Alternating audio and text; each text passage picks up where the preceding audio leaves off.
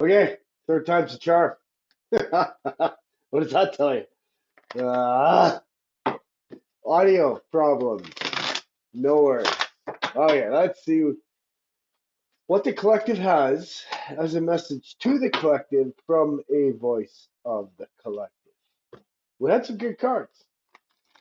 Gone through a few of them now.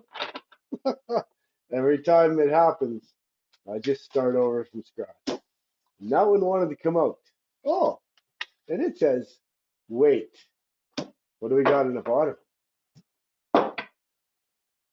Hireath. And you know what? This card was on the bottom last time as well. So we'll take them both. Wait and Hireath. All right. Fair enough. It's not yet time. Things are being woven. It's our fast, loud, reactive, comparative world where an instant response is so often expected and at times even a currency. It can feel almost impossible to take a breath, let alone give ourselves the space to rest, wait, and reset. We're so often in overdrive, expecting instantaneous results over and over again. And when guidance doesn't come at these extreme speeds, it can feel as though something's gone wrong. But often, not receiving guidance is guidance in itself.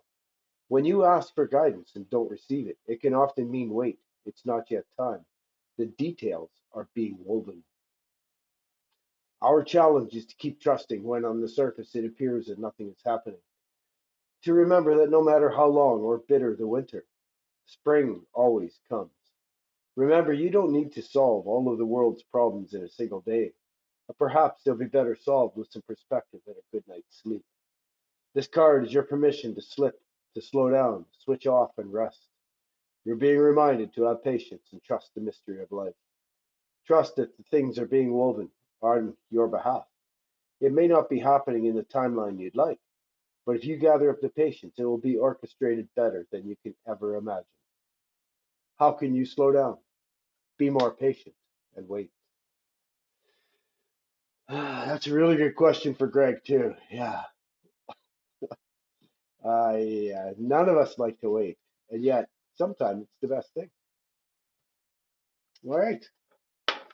Longing for home, homesick for the stars. Hireath is a Welsh word. It's difficult to translate, but it refers to a certain longing or homesickness, a yearning for a home or a place to which we connect, to which we cannot return. I'll be right back.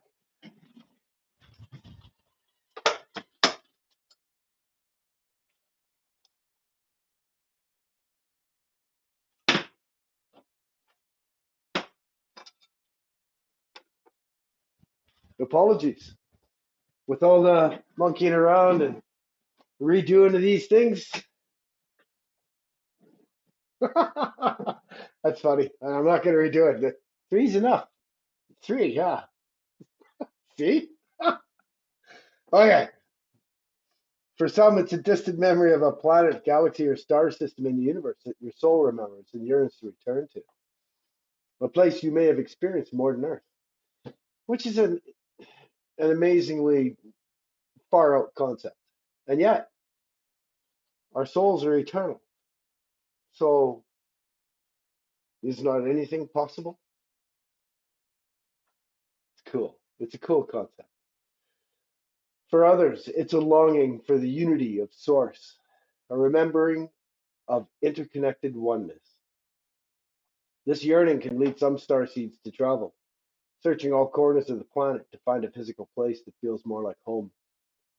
For others, it can manifest as a need to find home in people, communities, and relationships, a journey to find somewhere they truly belong. If you resonate with this yearning for home but don't really know where home is, you're being invited to remember that your soul chose to be on earth.